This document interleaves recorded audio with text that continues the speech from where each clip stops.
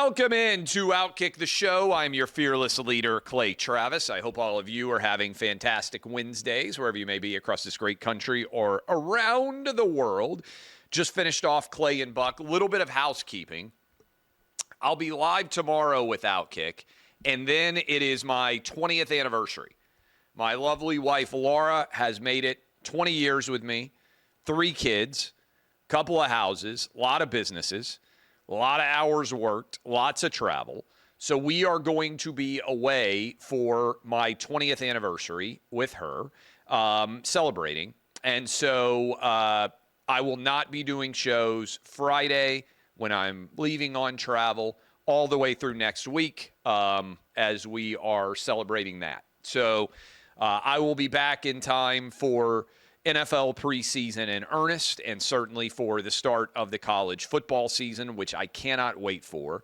But just a little bit of housekeeping there, FYI, if you're thinking to yourself, my goodness, where is Clay gone? I'll be rarely, which is the case, both not doing OutKick the show and not doing the Clay and Buck show. So kids are back in school. Everything is rolling there, but this is a 20th anniversary celebration. I don't know, what percentage of couples do you think make it to 20 years? That's a good question. 40%? See if we can find, Adam, see if you can do some research on that.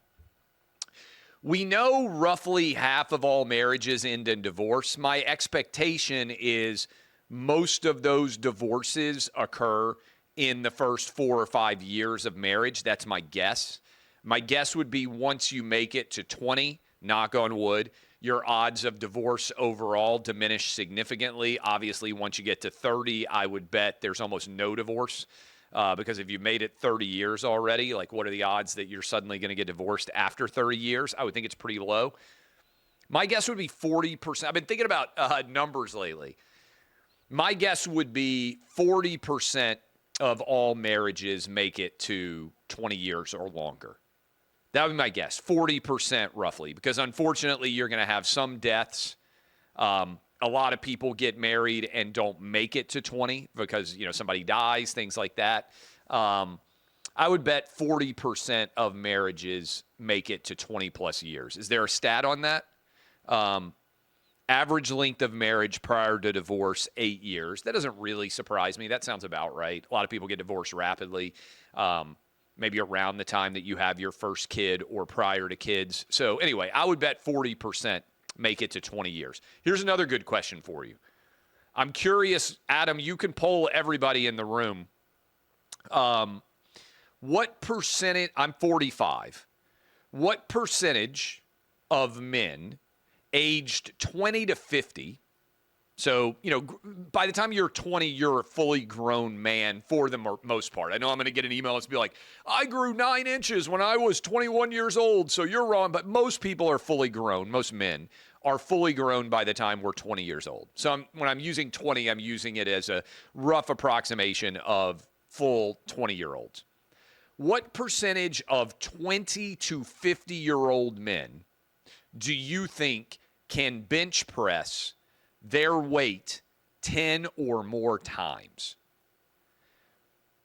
It's a good debate question. So I weigh 185 pounds. I can bench press my weight 10 times. I can bench press 185 pounds 10 times. That's with a spot, by the way, because when you get to like 7, 8, 9, I wouldn't be that confident to do it by myself. I don't want to be the guy that pins himself. And I don't do big weights anymore because I'm old. And it's like the same reason I don't do squats or I don't do there's a lot of different weightlifting things that I'm like, hey, if I got to lift a car off a puppy, puppy's probably done for, okay? I'm not going to be incredible squat lifting anything with my age. I just don't want to hurt my back. But I still like the bench. I like that it's probably the most universal of the weightlifting movements, maybe the arm curl. What percentage of men, 20 to 50, I would bet that it's higher certainly in your 20s and 30s, but all the way to 50 because I don't feel like I've completely collapsed physically yet. So I'm going to give it all the way up to 50. My answer, and I haven't even looked at everybody else, my answer is for the general population, 20% of men can do that. My general bet would be 20% of men aged 20 to 50 can bench press their weight 10 times or more. A lot of men are fat and lazy. That's probably like half of men, and unlikely to be strong. To be fair, there are some guys who are just physically super strong and they never do anything. But your body weight is, like push-ups, pull-ups, those kind of things, a good way to kind of gauge your overall strength. What percentage can do 10 reps on their body weight? So I have to do 10 reps on 185. I should weigh probably 175-ish, maybe 170. So I'm like 10 or 15 pounds overweight where I should be. But I can do, obviously, as you lose weight, you lose sometimes your ability to bench as much. I've been between 175 and 195 for my entire adult, basically since I was like 25 to 45, the last 20 years, I've been somewhere in that weight range. But yeah, 10 reps on 185 for me. Can you rep your body weight 10 times? And I think when you get over the age of 50, maybe I should bump it all the way up to 60. I don't know. I'll see when I get closer to that age.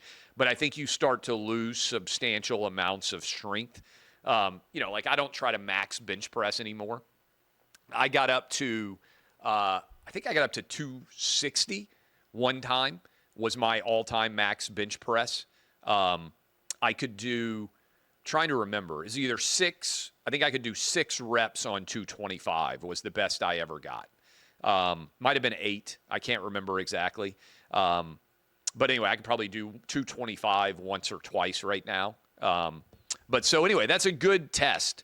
Adam says in our studio right now, 3 of the 8, I don't know if it's men and women, but it would be, I don't know what the rate is for women. I don't know if bench pressing your weight would be a good test for women. I don't know. So all men, 3 out of 8 in the OutKick studio can do their body weight 10 times. I think it's 20%. And by the way, those guys are all younger than me. I don't think there's anybody older than me in the studio right now. So we got a bunch of pussies, basically, in the OutKick studio. That's what that's teaching me. All right, bunch of different things to dive into. I would be curious if anybody knows the answer to that. Let me know, because these are the kind of things I think about when I'm sitting around on the bench contemplating how things are going to go. Tim Walz, I got to make sure that I pronounce his name right.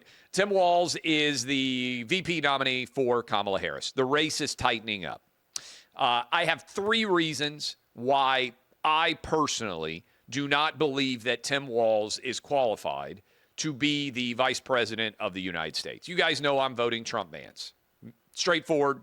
I think it's not a difficult decision for me, but there's probably undecided people out there still who watch or listen. And certainly there's people who love Joe Biden that are watching right now. There's people who love Kamala Harris that are watching right now. You do you. I'm voting Trump Vance.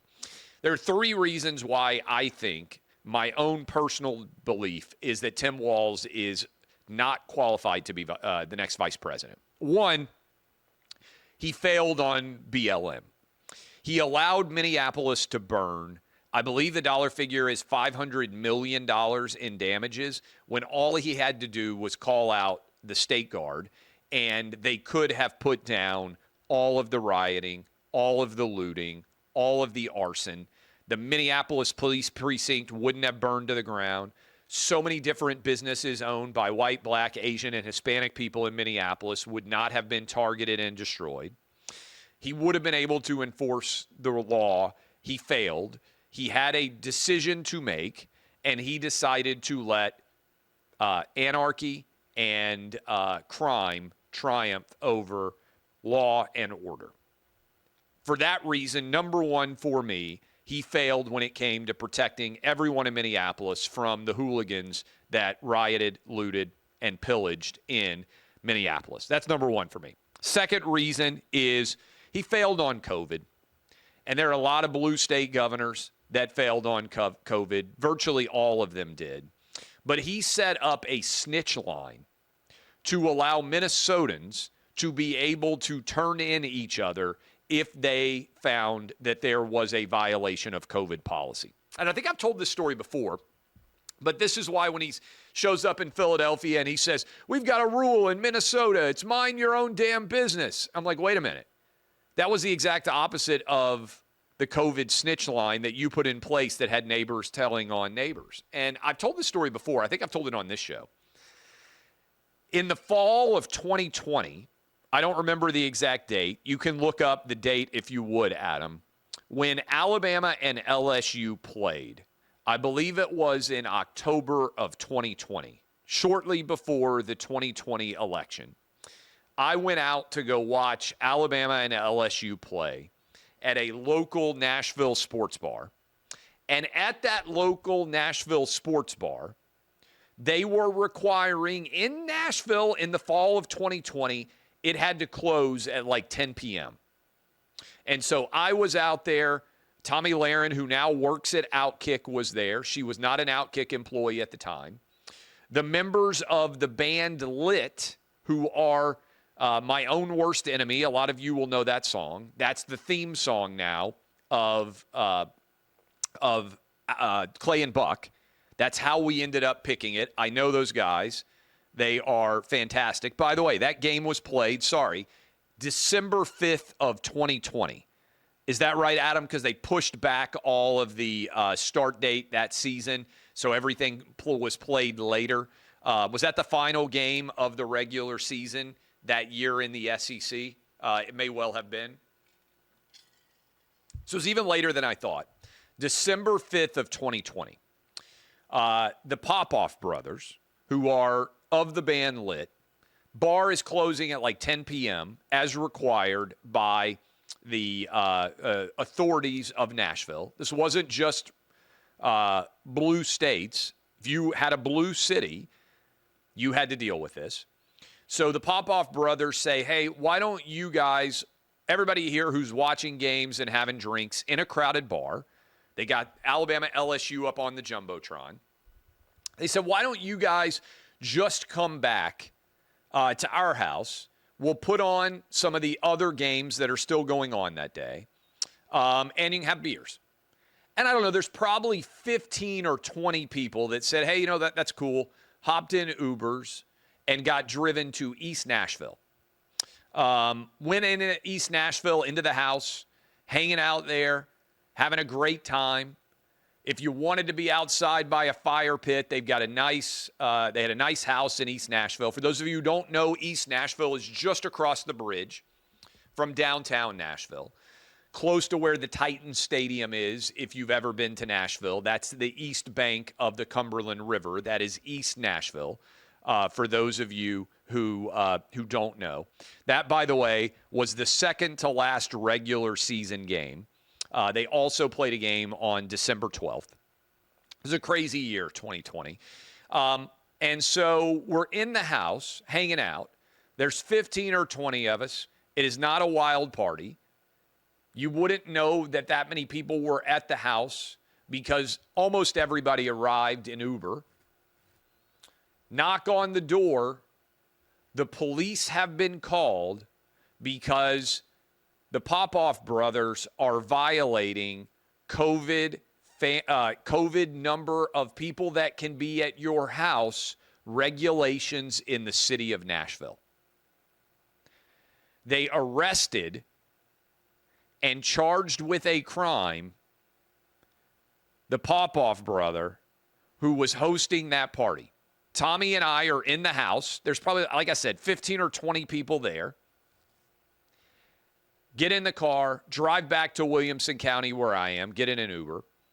I've got another couple of buddies there with me. And he was charged with a crime. The crime was in Nashville, Tennessee, in December of 2020, having too many people in his house to violate COVID restrictions. He was turned in by his neighbor for having a small party, a group of people over to watch college football games and drink beer in December of 2020. That happened. I think he pled guilty to a misdemeanor and had to do community service. I think he has shared the full story. I don't know that I've talked about that a great deal, but that happened in 2020, even in a full-on red state like Tennessee, people in Nashville had gone crazy. The second reason why I cannot support Tim Walz is because he made that the standard law of the land in Minnesota. He had neighbors turning on neighbors, turning you in because you had the gall to go hang out with your friends and have a beer and watch a college football game. Number two reason I cannot support him. Third reason, he has said and passed laws and signed them and supported them that if you are a minor, he believes you should be able to get your genitals removed. You should be able to get your boobs chopped off. He has defended so-called gender-affirming care as a normal and positive thing that occurs in the state of Minnesota. He's even gone so far as to say, if you are a parent and you will not allow your kid, who is a minor, to have gender-changing surgery, your parental rights can be challenged. And he has also put tampons in boys' bathrooms all throughout the state of Minnesota. This is all craziness. These are three reasons why I'm not willing to support him. Now, I'd encourage you to go watch it. I've never served in the military. I don't have, as a result, a super strong opinion about Tim Walz bailing on his unit when they were deployed to Iraq. But we had Sean Parnell on. Sean Parnell is a part of the Clay and Buck Podcast Network. He spent over 450 days in combat service. That is when other people could have killed him. He has been shot at a lot of times. He has commanded soldiers who have been shot at a lot. I want to defer to people like him who have actually served in a time of war, in a place of danger. We had him on today, and he said that Walz leaving his unit and refusing to deploy with them was cowardice, and that it was stolen valor for him to be claiming that because he was in the reserves, that when push came to shove, he bailed on his unit. Now, that is not one of the three things that I would point out. Failure in Minneapolis with BLM, COVID failure, and the trans ridiculousness as it pertains to kids under 18 being treated. Those are all disqualifying to me. But for many out there who fought and served, Walz bailing on his unit when they deployed and deciding to run for Congress instead is indefensible and an attack that many in the military believe is disqualifying of a choice. So I would encourage you to go listen to Sean Parnell. I will defer to people who have actually been fired at, to people who have served overseas when others were trying to kill them, about what that would do to unit morale for you to be in a leadership position as a sergeant and decide that you weren't willing to make the trip to Iraq to defend your country, but instead we're going to bail on that and then run for Congress. I think that is a really interesting discussion that military veterans, those who have actually served our country, are uniquely qualified to lead, which is why we had Sean Parnell on the show today. Okay, Kamala Harris, regardless of what you think about her vice president, we are now on day 17 since Kamala Harris became the default nominee for the Democrat Party. She still has not done a single interview. She has not taken open questions from the press corps, and she has not done a public event where she fielded questions from anyone. These are all staples of what a normal presidential primary campaign would consist of. You get asked questions all the time. You respond to them. For better or worse, President Trump and J.D. Vance have been answering questions from everyone across the political spectrum. Today, in Eau Claire, Wisconsin, Kamala Harris is doing a rally. That means that she will walk out and read directly off a teleprompter all of the words that are put in front of her. That means that all of the media who cover her will be handed a printout of everything that she is going to say. It is a pre-written speech. She's probably rehearsing it right now on her plane. J.D. Vance's plane happened to end up at the same place as Kamala Harris's plane. And J.D. left his plane, walked over to Kamala's plane. I can only imagine how panicked on the airplane Kamala's team was. But J.D. said something very simple. Hey, I'm here to answer questions. Why won't Kamala answer questions for any of you? It's been 17 days. The answer is they're trying to hide Kamala Harris because they know she's a disaster when she's off script. In the same way that they tried to hide Joe Biden, they are trying to hide Kamala Harris. And frankly, it's embarrassing if you are a media member covering Kamala Harris, you're basically a stenographer. You just write down whatever they give you that she's saying on the teleprompter, and you are her glorified puppy dog. You are her glorified pussycat. You are in no way actually serving any benefit whatsoever. Your reporting is worthless. Reporting is worthless stenography. This is something I've been saying for a long time, by the way, about a huge majority of reporters in general. If you don't do anything other than report what someone says in a press conference or a public availability event, what are you adding? What's your value add? Like, we could eliminate right now 90% of all sports reporters, and the overall reporting would look no different at all. AI Sports would not be any different than what 90% of sports writers do for a living. That's why they got so upset with the internet, because all of a sudden you could watch the press conference for yourself, and there was no value add being provided by the journalist because you could go see it yourself. I've been saying this for a long time. You can go back. One of the things I like to do, I just read the transcript of every question that was asked and of every answer. Maybe this is because I'm used to it from the practice of law. But rather than have people tell me what someone said and why it was important, I would rather go read the transcript myself and decide what I think are the most important parts or most interesting parts of an answer. Or, even better, I would rather have the newsmaking candidate on myself, and I would rather ask questions of them personally. That, to me, is by far way more interesting.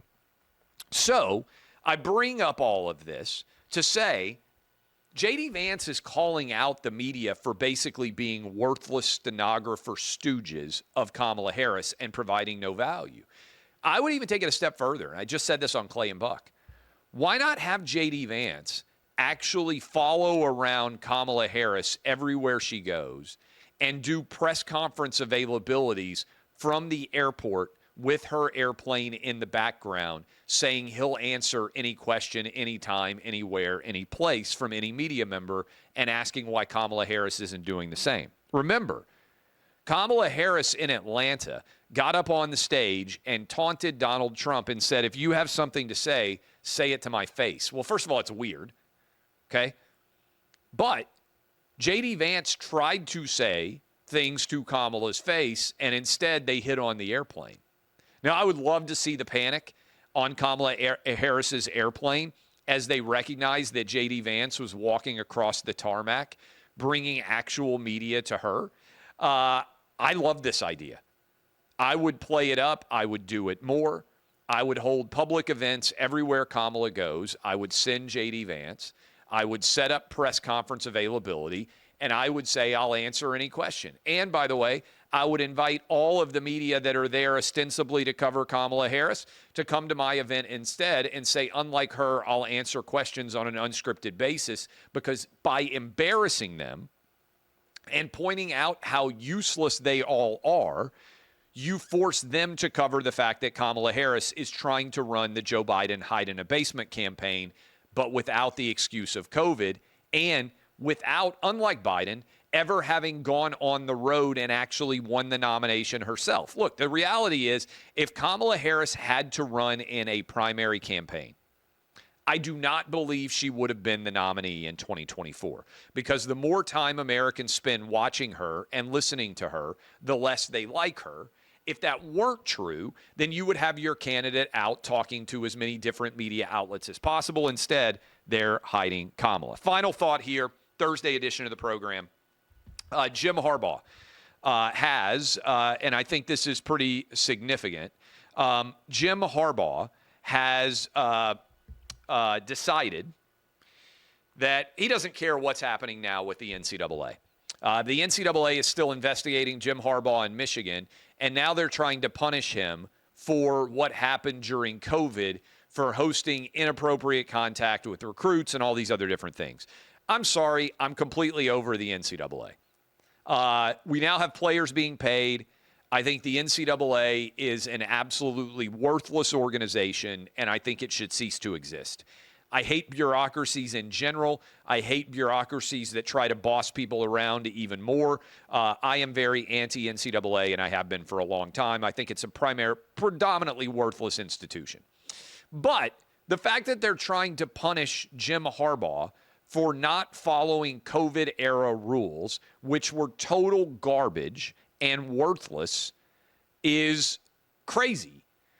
Why did anyone, the NCAA shouldn't be trying to enforce COVID-era rules that limited contact. They should be admitting that all those COVID-era rules that limited contact were worthless and shouldn't have existed in the first place. I don't think any coach in America should be punished for violating COVID rules because the COVID rules were broken, they were worthless, they were indefensible, and anyone who stood up in favor of them, frankly, is a moron, unworthy of respect. Certainly that includes the NCAA, but to retroactively punish Harbaugh for rules that in retrospect were dumb is like violating, holding someone accountable for not wearing a mask 4 years after mask rules were repealed for anyone with a sane brain. So anyway, that's my take on the Harbaugh punishment. Remember, this punishment had nothing to do yet with anything related to Spygate. We'll talk about that somewhere in the future. But for now, absolutely, to me, indefensible that they're trying to hold Jim Harbaugh accountable here. By the way, he went to the NFL. What does he care? Now, to be fair, remember when the NCAA and the NFL were in cahoots? I think probably the dumbest combination ever was they suspended, Adam, look this up. I think Terrell Pryor, 6 games from his NFL career because of Ohio State. They tried to argue that you couldn't go to the NFL to avoid NCAA punishments, and the NCAA and the NFL were in cahoots for a few years in terms of holding professional athletes accountable for what might have happened in college. They've now given up on that absolute shenanigan of absurdity, but Jim Harbaugh has got an $80 million contract or whatever the heck it is now to be the head coach of the Chargers. Why in the world does he care about the NCAA retroactively trying to punish him? I don't think he'll ever come back and coach in the NCAA again. 5 games Terrell Pryor got for entirely 5 games entirely for what happened all the way back in 2011. For getting tattoos, if you remember Tattoogate and how it was impacted Ohio State back in the day. All right. I love all of you. My name is Clay Travis. I'll be back with you tomorrow. This has been OutKick the Show. DBAP, unless you need to SBAP.